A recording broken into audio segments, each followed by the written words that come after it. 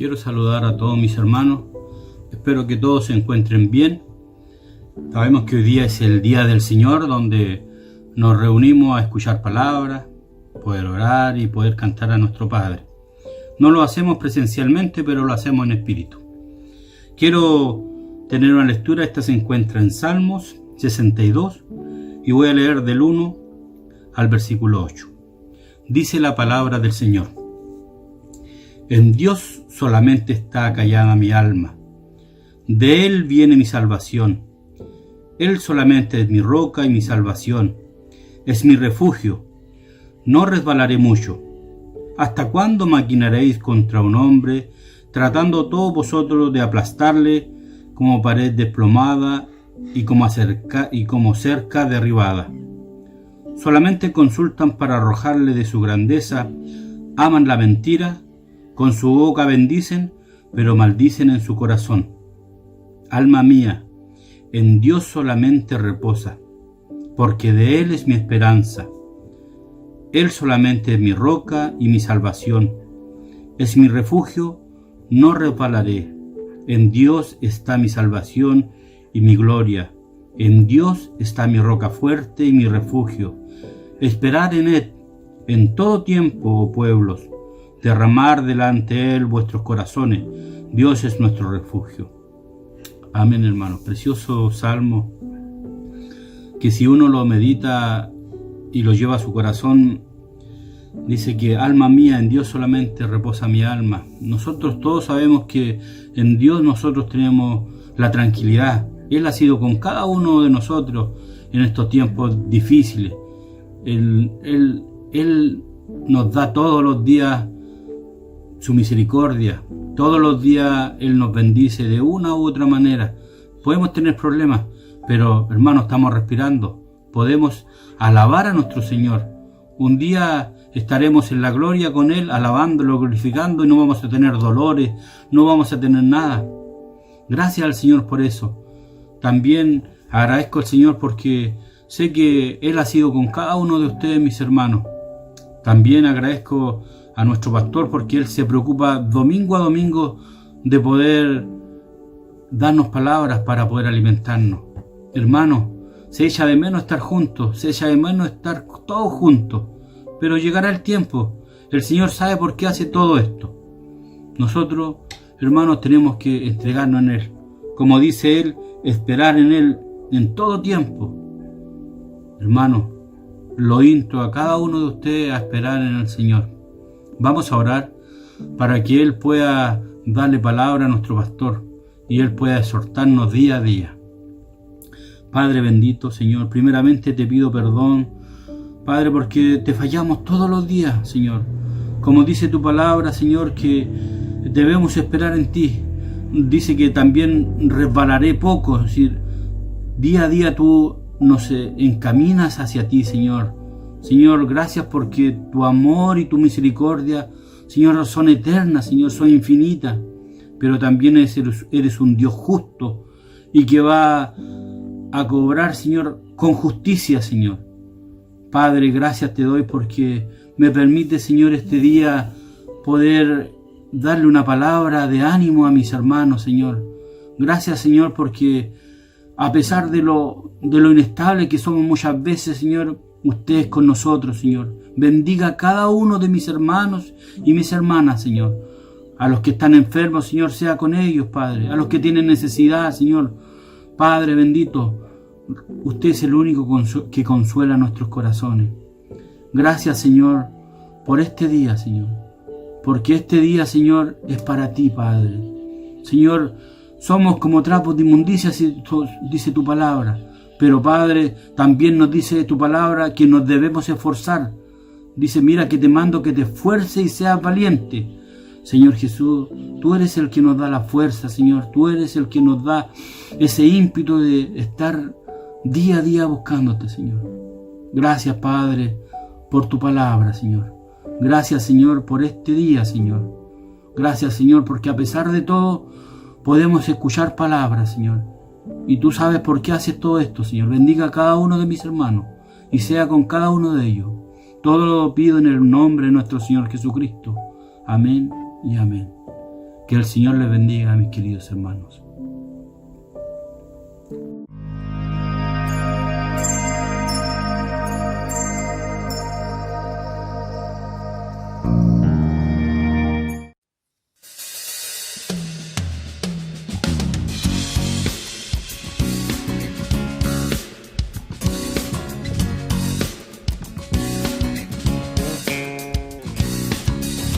Tu nombre levantaré, me deleito en adorarte. Te agradezco que en mi vida estés, que vinieras a salvarme. Tu nombre levantaré, me deleito en adorarte. Te agradezco que en mi vida estés, que vinieras a salvarme. Dejaste el trono para mostrarnos la luz, de tu trono a la cruz y mi deuda a pagar, de la cruz a morir, de la muerte a tu trono, tu nombre levantaré.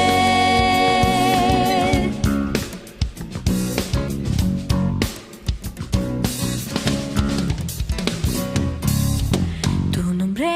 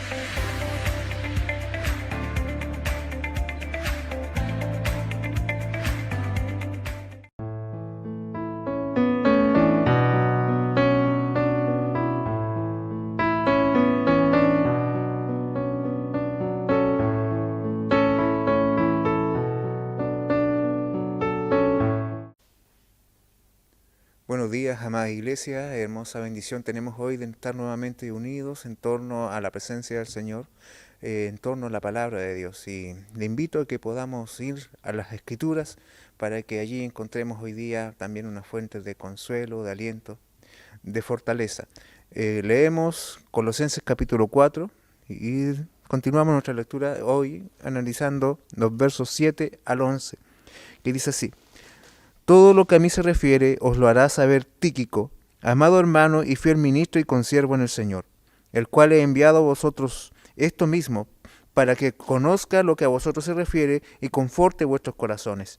Con Onésimo, amado y fiel hermano, que es uno de vosotros, todo lo que acá pasa os lo harán saber. Aristarco, mi compañero de prisiones, os saluda, y Marcos, el sobrino de Bernabé, acerca de los cuales habéis recibido mandamientos, si fuera vosotros recibidle. Y Jesús, llamado Justo, que son los únicos de la circuncisión que me ayudan en el reino de Dios, y han sido para mí un consuelo. Invito a que tengamos un momento de oración. Señor, nos presentamos delante de ti en esta mañana, pidiéndote que tú fortalezcas nuestras vidas y nos dirijas en todas las cosas. Que tú suplas, Señor, todas las deficiencias que existen en nuestros corazones y en nuestras vidas. Y nos sostengas, Señor, en tiempos de dificultad, en tiempos de mucho devenir, mi Dios, en que quizás nuestras mentes, nuestros corazones y sentimientos están batallando en muchas direcciones. Pero sabemos, Dios, que tú nos conoces y que tu palabra, mi Dios, habla, nos corrige, nos alienta. Conduce nuestras vidas, Señor, te lo pedimos en el nombre de Jesús. Amén. En la historia de la iglesia existen muchos hombres que son conocidos por sus grandes aportes al avance de la obra del Señor. Podemos acceder a libros con biografías de varones que sin duda todos podemos llegar a conocer y que les admiramos porque han sido hombres justos, valientes, brillantes, elocuentes, con mentes gloriosamente excepcionales que han entendido la revelación de Dios de una manera muy particular.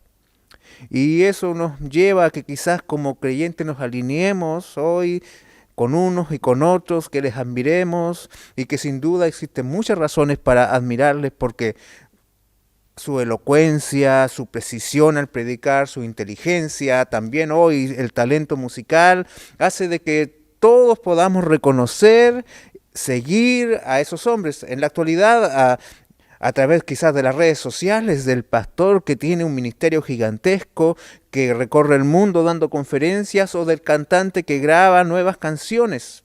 Es fácil admirar, reconocer y seguir a personas como estas, pero así también de fácil nos resulta ignorar a la hermana que solamente ora, o aquel hermano que pocos saben su nombre, pero que siempre está dispuesto a ir donde hay necesidad, o aquel pastor de una comunidad pequeña que no aparece en los carteles de las grandes conferencias reformadas de estos días, pero que pasa la noche en vela buscando alimento para su iglesia en la palabra del Señor.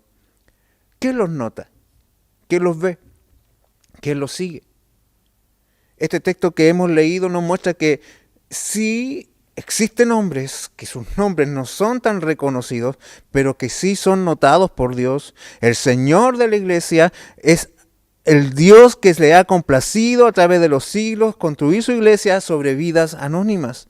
Esta porción de la carta de Pablo podría pasar desapercibida, dado que en ella se mencionan una serie de nombres de personas que a simple lectura no parecen admirables, de que no parecen importantes, que no ameriten quizás mayor consideración, pero el equipo ministerial de Pablo es mencionado aquí para que veamos aquellas cosas que comúnmente pasamos por alto en el desarrollo de nuestra comunión cristiana y que deben ser valoradas dentro de la familia de la iglesia. La fidelidad en el ministerio, el ejemplo del poder de la gracia de Dios operando en los hombres, el compañerismo leal. Cosas que Pablo sí es capaz de notar, que sí es capaz de destacar en sus hermanos. El hombre que escribió prácticamente el 75% del Nuevo Testamento, que desarrolló prácticamente toda la teología de la iglesia, el hombre que ha sido brillante en defender la fe delante de reyes, delante de hombres poderosos, ese hombre es capaz de ver a sus hermanos y considerar el tesoro valioso que son ellos para su vida. Estos hombres que hemos leído aquí son parte del equipo que son los compañeros de Pablo en estos momentos oscuros de prisiones, donde él está arrestado en Roma. Son hombres que están dispuestos a arriesgar sus vidas, a arriesgar su libertad por acercarse a Pablo, por seguir leales a Pablo, por amor a Cristo, mantenerse firmes a su lado. Se requería realmente mucho valor para visitar a Pablo en la cárcel y dar señales de que estaban de parte de él. Dios nos ayude a nosotros también a aprender esas lecciones extraordinarias que fluyen de hombres y mujeres comunes y corrientes. Dios nos ayude a valorar a aquellos que nos rodean. Hoy es muy fácil ser malagradecidos y no mirar con aprecio a aquellos que están cerca. No considerarles. Quizás somos demasiado rápidos para destacar los rasgos negativos de los demás, pero lentos para reconocer, admirar y agradecer las virtudes y esfuerzos de nuestros hermanos. La memoria de muchos nunca recuerda los beneficios que han recibido de alguien. El equilibrio de la balanza siempre lo marca aquello donde nuestras expectativas no fueron satisfechas. Nos gusta admirar a los hombres que seguimos a través de sus cuentas de Instagram o a través de sus canales de YouTube. Hoy muy pocos han aprendido el tesoro enorme que constituyen los hermanos de su iglesia local. Aquellos hombres comunes y corrientes, pero que Dios no los pasa por alto. A Él le place tomar vidas anónimas y hombres comunes para construir su reino y darnos hermosas lecciones de fidelidad, de gracia y de amor. Pablo inicia estos versos con una sección de saludos y recomendaciones propias ya del final de la carta. Y comienza esta sección indicando de que hay un hombre en particular, dice así, verso 7, todo lo que a mí se refiere os lo hará saber Tíquico, amado hermano y fiel ministro y consiervo en el Señor. Este hombre, Tíquico, será quien tendrá la responsabilidad de llevar la carta y leerla a los hermanos en Colosas y en todas las iglesias donde sea necesario que sea explicado. Sin duda es alguien que para nosotros es un perfecto desconocido y sin duda es alguien que quizás nadie recordaría a primera instancia. Pero Pablo se refiere a él con características particulares, lo identifica como un amado hermano y fiel ministro y consiervo en el Señor. Claramente Tíquico es alguien en quien Pablo confía, es alguien a quien Pablo honra y alguien a quien Pablo ama. Es un compañero de trabajo en el que se puede confiar y quiere recomendarlo a los colosenses. Nos encontramos por primera vez con este varón, con Tíquico, en Hechos capítulo 20, verso 4, donde él figura como parte del equipo de misión de Pablo. Era un gentil de Éfeso que acompañó a Pablo en su tercer viaje misionero y fue con él a Grecia. Y desde allí, a través de Macedonia, él cruza hacia el Asia Menor para regresar hasta Jerusalén, llevando la ofrenda que los hermanos habían enviado a los hermanos de Jerusalén que estaban en gran necesidad en aquellos tiempos. Luego también le vemos que se le menciona en Efesios capítulo 6, verso 21, junto con Colosenses capítulo 4, verso 7, en la misma misión. Era el encargado del apóstol de llevar una carta a una iglesia local. Era un hombre que sin duda fue el cartero apostólico, el que llevaba las cartas del apóstol a las diferentes iglesias. Nosotros pudiésemos quizás verlo esto como algo muy secundario, pero en realidad si nosotros consideramos esto no era algo menor. Quizás hoy por la tremenda capacidad tecnológica que tenemos a nuestra disposición es probable que no dimensionemos lo que implicaba escribir una carta y hacerla llegar de un lugar a otro en el siglo I. Hoy basta quizás con escribir en un teclado, presionar Enter y hacer que nuestro mensaje llegue a cualquier lugar en el mundo, pero en ese tiempo primero saber leer y escribir, luego conseguir papel y tinta, era una tarea ardua, difícil y muy escasa. Y si a eso le agregamos la circunstancia en que se encontraba Pablo, que estaba preso en Roma con un destino bastante incierto, rodeado de un ambiente de creciente antagonismo que se estaba despertando desde el poder político hacia el cristianismo, y además de que una vez que estuviera la carta lista, que eso ya era algo muy difícil, ir a dejarla desde un punto a otro en el imperio sin duda era una tarea ardua. Recorrer de Roma hasta Colosas implicaba meses de camino, de andar a pie por diferentes senderos, de tomar embarcaciones frágiles para atravesar océanos y llegar a la iglesia local con una carta y leérsela a los hermanos. Sin duda, Tíquico arriesgó su vida por llevar esta carta. Esto, hermanos, era una labor peligrosa. era algo ya peligroso asociarse con Pablo, y también era algo muy peligroso llevar una carta de parte de Pablo a cualquier lugar de donde estuvieran las iglesias. Pablo, hermanos, llama a estos hermanos a ser aquel comisionado de llevar sus cartas a las congregaciones a las cuales él estaba ministrando. Pero además de eso, él fue enviado por Pablo para reemplazar a Timoteo en Éfeso y a Tito en Creta. Ellos eran los pastores locales de cada una de estas iglesias. Cuando él requirió de la presencia de estos hermanos allá en Roma, que le fueran a acompañar allá a la cárcel. Y este hombre tuvo la responsabilidad de asumir la dirección, la supervisión y la organización de las iglesias cuando estos hombres no iban a estar presentes producto de estar acompañando a Pablo. Entonces, note usted, Pablo le encarga a este hombre que dé a conocer a los colosenses cómo van las cosas y también para que él anime el corazón de los hermanos. ¿Qué vemos en esto? De que Tíquico era un hombre tremendamente capaz. ¿Capaz de qué? De dejar la comodidad y arriesgarse los mares, ya sea para llevar una carta o para hacerse cargo de una iglesia. Él no tenía problemas en abandonarlo todo, ya sea para ser de cartero o ser pastor. Y esto es porque su carácter es el de un ministro fiel. La palabra ministro hoy suena como un título honorífico, pero en aquellos tiempos no significaba más que diáconos. O sea, alguien que está para hacer los mandados. Y esa era su función. Pero lo importante no es lo que se hace, sino que lo importante es el corazón con lo que se hace. El carácter de Tíquico es descrito por Pablo como el de un hombre fiel, de un hombre confiable, de un hombre que no desviará la atención hacia sí. Él transmitirá lo que le encomendaron con absoluta fidelidad y pondrá su vida en eso. Por eso ir de un lugar a otro a leer una carta no lo podía hacer cualquier persona, debía ser alguien fiel, alguien que no esté preocupado por el crédito que recibirá o las recompensas hacia su orgullo que él recibirán de retribución. Tíquico es un hombre cuya dedicación al ministerio del Evangelio es incuestionable y cuya entrega sacrificada a la causa de Cristo ha sido ampliamente demostrada. Es un hombre de integridad, de carácter probado, es un hombre a quien Pablo llama consiervo.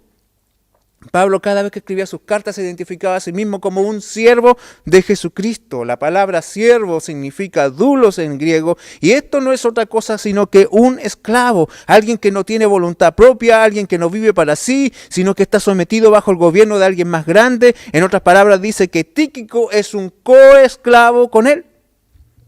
O sea, ¿qué está diciendo Pablo con esto? Tíquico es un hombre que ya no vive para sí, sino que vive para Cristo. Y yo, Pablo, no soy más grande que él. Soy su consiervo. Bendito sea el Señor. Su ministerio es simple. Tíquico no tiene seguidores personales.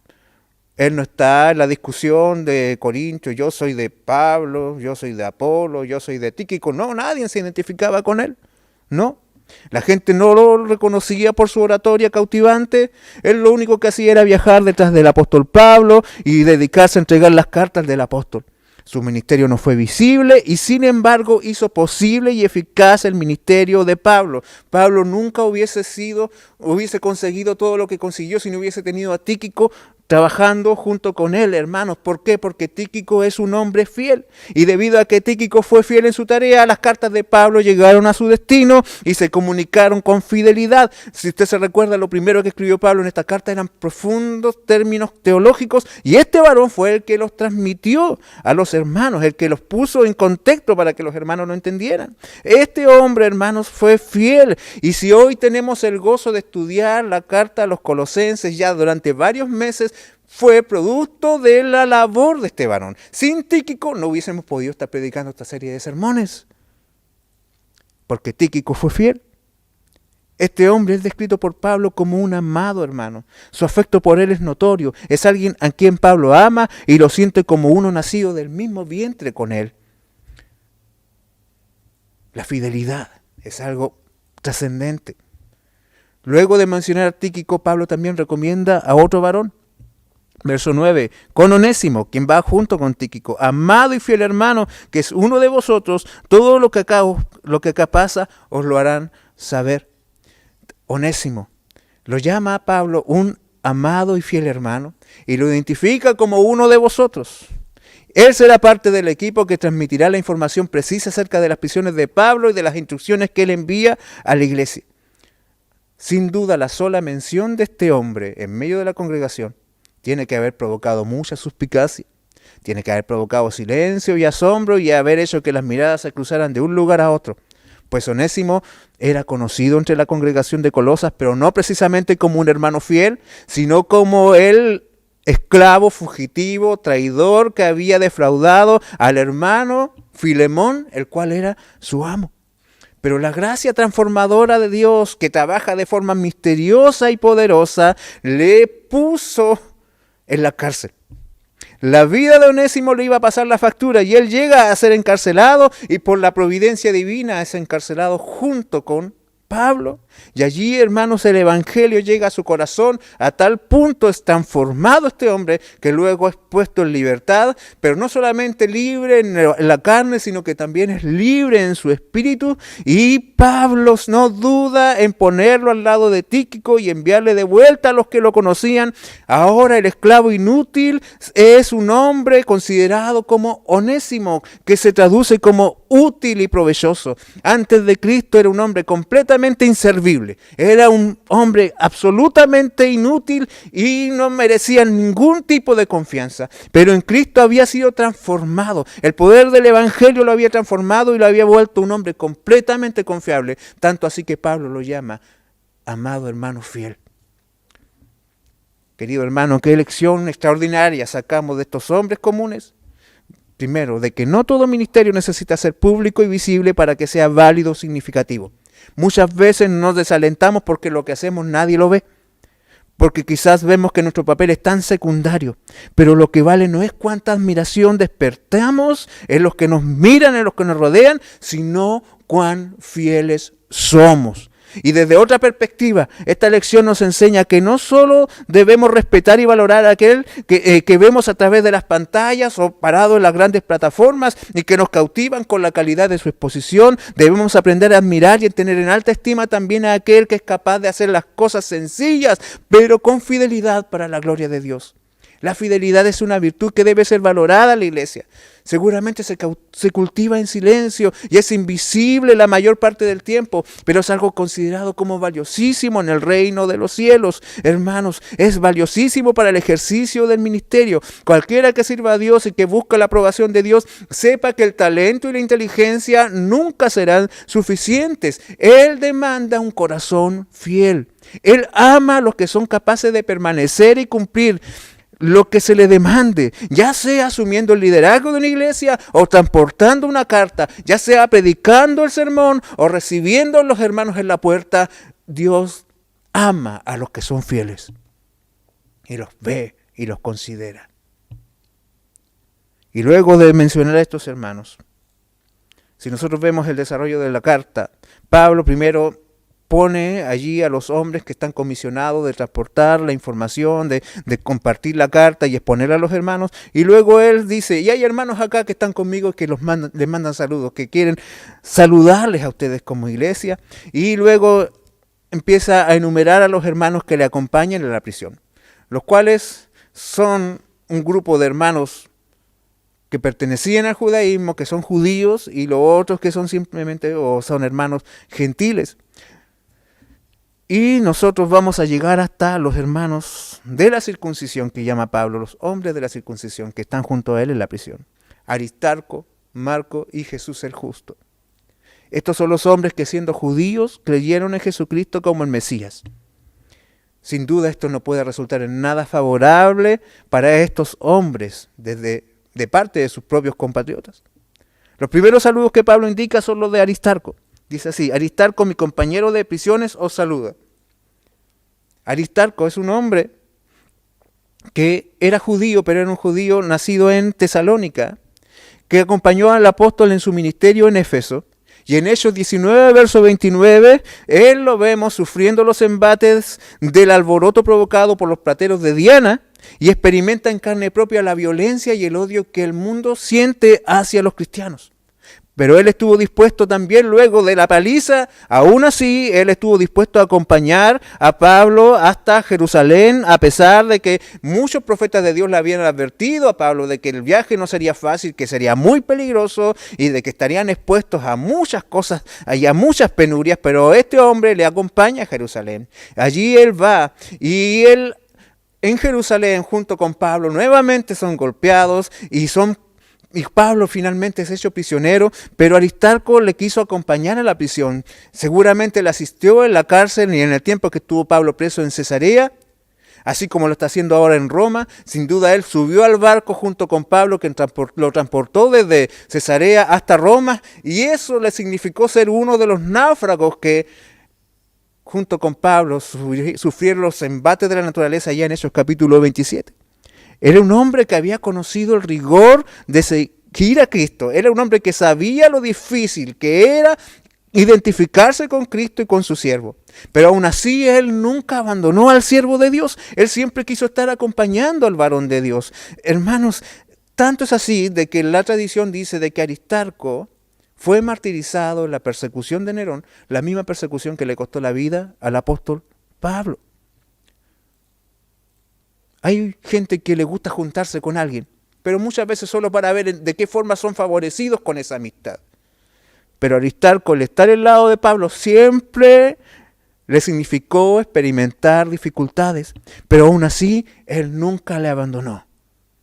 Aún así, él siempre permaneció fiel y él estuvo dispuesto a abandonar la comodidad y a renunciar a su libertad por estar acompañando al anciano hombre de Dios allí en sus prisiones.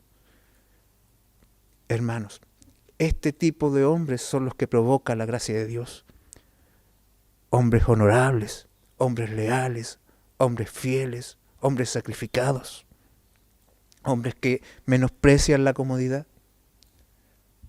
Y luego Pablo sigue hablándonos y dice, y Marcos, el sobrino de Bernabé, acerca del cual habéis recibido mandamientos, si fuera a vosotros recibirle. Él también le está mandando saludos, hermanos de la iglesia.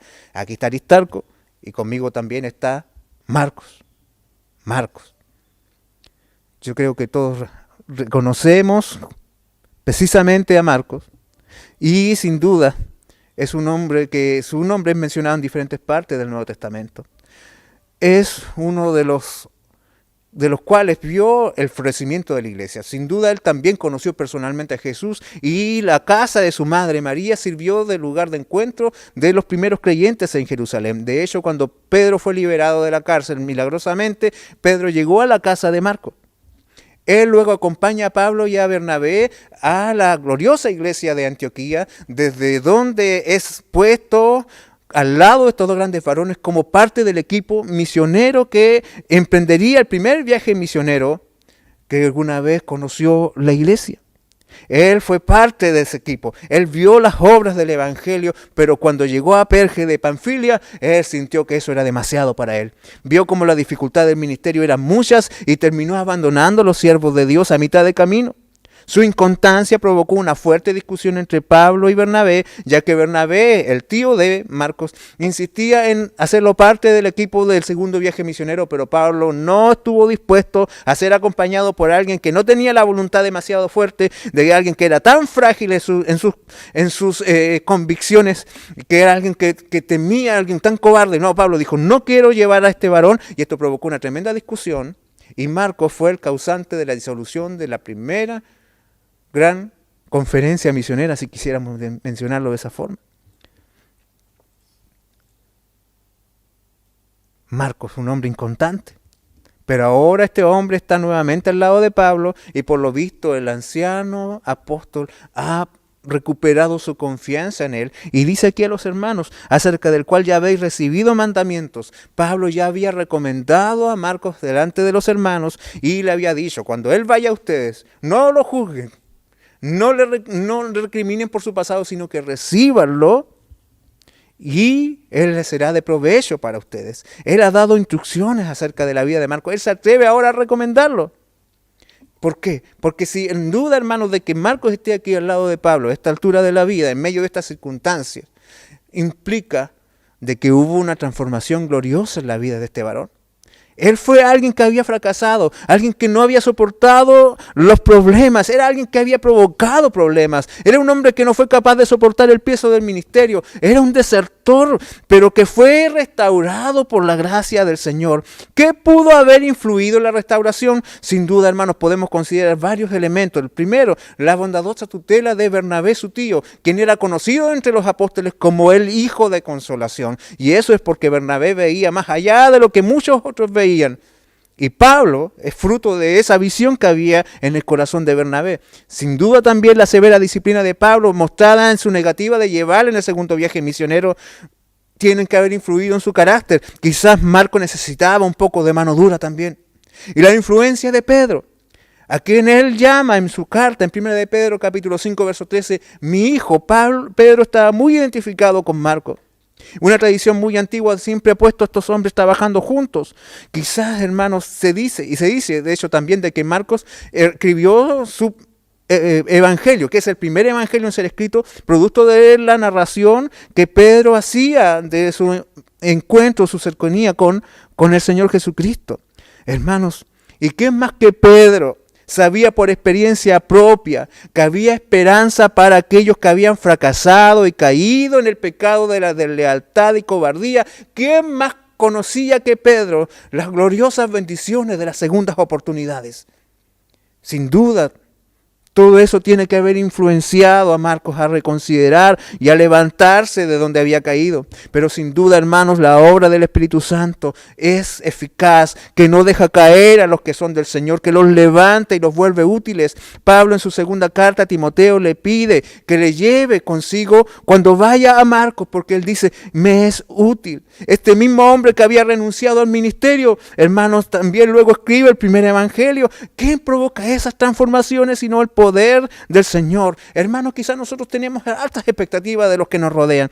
Nunca quisiéramos ver a los hombres que flaquean, nos gustaría ver a los hombres que siempre son constantes de ánimo, quisiéramos ver a los ministros que siempre son firmes en todo, que son admirables en todo, que no tengan ningún error en su trayectoria, pero la realidad nos dice que es posible que muchas veces no tengamos las fuerzas suficientes para continuar, que muchas veces deseemos abandonar la comisión, y que sin duda el fracaso es parte de nuestra historia. Pero con la experiencia de Marcos se nos alienta a que no nos quedemos en el suelo cuando hemos caído, sino que se nos llama a volver a levantarnos, pues aún hay esperanza para aquellos que no son tan fuertes como Pablo y Bernabé. Por último, Pablo menciona dentro de estos hombres judíos que están junto a él a Jesús llamado el Justo. Y esa es toda la información que tenemos de este hombre. Fue un compañero de Pablo durante sus prisiones en Roma y que también influyó para ser causa de gozo y de ánimo y de bendición para el apóstol. Más información que esa no tenemos. Solo, hermanos, mencionar que el nombre Jesús era un nombre extremadamente común y popular en este tiempo. Así que llamar a Jesús como parte del equipo, aunque se le identificara como el justo, iba a ser algo que al final iba a ser imposible identificarlo dentro de tantos Jesús que habían en ese tiempo. ¿Quién lo iba a identificar? Sería algo imposible. Sin duda, hiciera lo que hiciera este hermano, nunca iba a ser visto por la multitud. Siempre será un desconocido. Siempre iba a ser un desconocido. Nadie iba a decir, Jesús. No. ¿Cuál Jesús? ¿El de acá? No, puede ser el de acá o el de allá, el de acá. Al final nunca lo iban a reconocer. Nunca iban a poder asociar su nombre a algo particular. Pero para el Señor no hay siervos desconocidos. Pues el Salmo 147, verso 4 dice de que Él llama a cada estrella por su nombre. Sin duda Él tiene en su conocimiento las características particulares de cada uno de sus hijos. Él los conoce a cada uno de ellos en todos los detalles que le individualizan, ya sea, hermano, desde el color de pelo, la forma de sus ojos, a las cosas que le provocan tristeza, a las cosas que le alegran, en qué son buenos, en qué son débiles. El Señor los conoce perfectamente, hermanos. Nadie nos conoce mejor que nuestro amado Señor. Y aunque para los hombres seamos simplemente uno más en la multitud, para Él somos un especial tesoro. Amados, tengamos presente que para un judío haber abrazado el cristianismo significaba tener que estar consciente de que lo iba a perder todo, de que la familia le iba a dar la espalda, de que iba a perder su posición social, de que iba a perder sus bienes y que inclusive debiese esperar la misma muerte. Cada uno de estos hombres habían abandonado todo lo que tenían, pero aún así eran instrumentos de consolación, eran el medio de bendición que Dios se proveía para el apóstol que estaba ya en su cárcel. Qué gloriosa es la comunión del Evangelio, qué gloriosa es la comunión que se despierta en la iglesia, porque Pablo no tenía ningún pariente en la carne en Roma que le pudiese acompañar y que le pudiese atender en sus necesidades materiales o espirituales. Sin duda, hermano, estar encarcelado en Pablo provocó en muchos momentos muchas angustias. Aún siendo Pablo, él tiene que haber experimentado mucho dolor y no había nadie de su familia que fuera a abrazarle y decirle: ánimo, hermano, estamos contigo. Pero el Señor proveyó de un hermoso grupo de compañeros fieles cuyo amor le ayudó a mantenerse firme en aquellos años de prueba y de tribulación.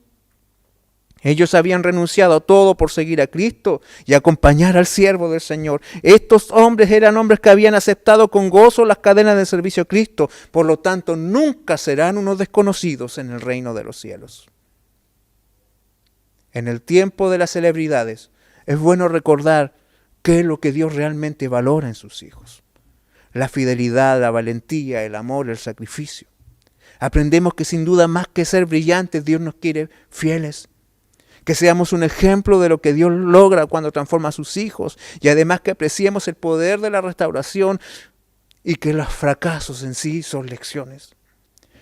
Hermano, no te desanimes si tu estatura no es tan prominente como la de otros hombres de Dios. No te detengas, levántate. El Señor se complace en usar instrumentos imperfectos. Tengamos en cuenta que el ministerio del Evangelio nunca se fundamenta en la capacidad del ministro, ni se sostiene en la habilidad del hombre. Todo en este reino se trata del poder de Dios que se perfecciona en nuestra debilidad. Si estás pensando en renunciar, vuelve al arado, continúa mirando hacia el frente, pon tus ojos en Cristo y no mires hacia atrás. Para el Señor no existen hijos anónimos. Cada uno es conocido en el trono del Padre y cada uno es amado por Dios. Son entrañablemente amados por Dios. Hermanos, si Pablo amaba a sus hermanos de esta manera, ¿cómo amará Dios entonces a sus hijos? Y nosotros aprendamos esto, hermanos. Quizás, tal vez en el reino de los cielos, en el día de la entrega de los galardones, recibirá más galardones esa hermana desconocida que cubría en oraciones al hermano que iba a dar las conferencias. Hermanos, la lección más extraordinaria que podemos sacar de esta lectura es aprender a valorar a los hermanos que están a nuestro lado. Las celebridades nunca saldrán de la pantalla para venir a acompañarte en tu momento de dolor. Pero sí estos hermanos que pareciera que llegaron tarde a la repartición de talentos, estos hermanos estarán contigo y te sostendrán el día en que los necesites. Ellos son el medio que Dios ha provisto para estar donde nadie más estará, para que sean los instrumentos de consolación, para que sean aquellos medios que Dios pondrá a tu disposición para que tu corazón no caiga y para que tu vida se vuelva a levantar. Hermanos, aprendamos a valorar a esos hombres y mujeres comunes a través de los cuales el Señor nos enseña lecciones extraordinarias. Qué maravilloso es ver a un hombre tan prominente como Pablo siendo capaz de reconocer a sus hermanos. El Señor nos ayude. Consuélate, anímate y ama a los que están contigo. Oremos al Señor. Padre, vamos delante de tu presencia y te agradecemos por tu palabra. Sin duda, los que no somos tan inteligentes, Señor, nos sentimos consolados. Sin duda, aquellos que somos más débiles, nos sentimos animados. Sin duda, aquellos que somos desconsiderados, nos sentimos, Señor, reprendidos, porque hay tanto valor a nuestro alrededor, hay cosas tan preciosas a nuestro alrededor, depositadas en nuestros hermanos. Ayúdanos, Señor, a ser como Pablo, a ser como tú, a amar y atesorar a los que nos rodean. Bendícenos, te lo pedimos, Dios, en el nombre de Jesús. Amén. Que la gracia y paz del Señor sea con cada uno de ustedes. Que el Señor les bendiga, amados hermanos, y su palabra haga vida en nuestros corazones.